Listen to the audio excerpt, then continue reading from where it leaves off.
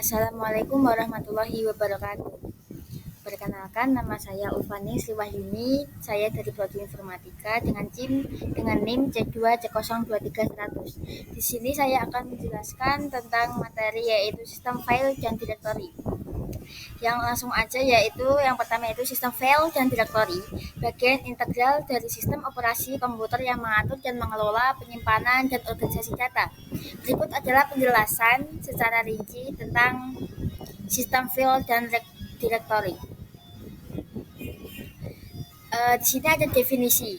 Definisi sendiri itu ada sistem file adalah cara bagaimana data disimpan dan diorganisasi dalam sebuah sistem komputer. Kemudian ada data dapat berupa teks, gambar, suara, program, dan jenis file lainnya.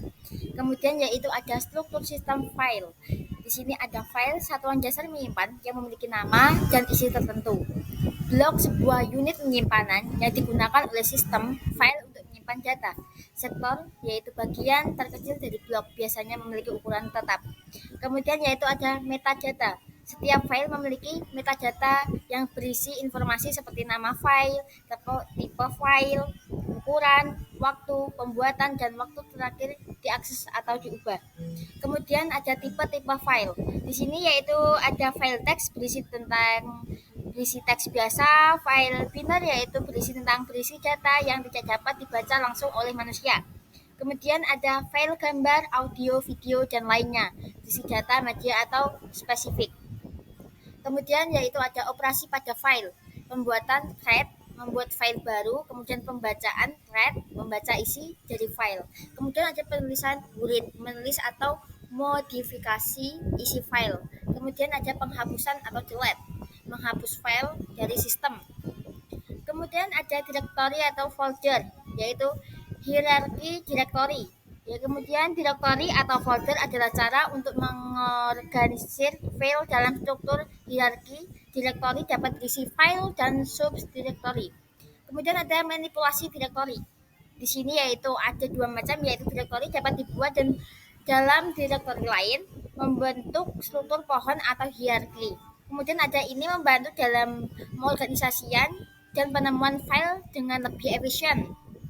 Kemudian ada definisi. Definisi di sini ada move, memindahkan file atau directory dari satu lokasi ke lokasi lain. Kemudian ada salin atau copy, mengadakan file atau directory. Kemudian ada ganti nama, rename, mengubah nama file atau directory.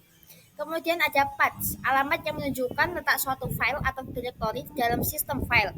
Ada path dapat bersifat absolut, dimulai dari angka directory, atau relatif, dimulai dari directory saat ini.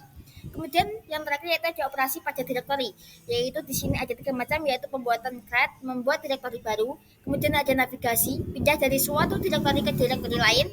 Ada penghapusan, delete, menghapus directory pada besar-besarnya directory beserta isinya.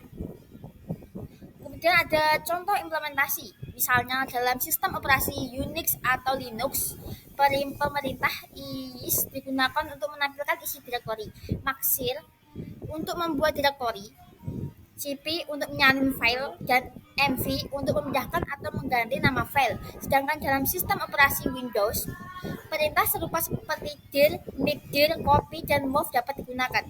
Sekian dari saya, kurang lebihnya saya mohon maaf. Wabillahi taufiq wal hidayah. Wassalamualaikum warahmatullahi wabarakatuh.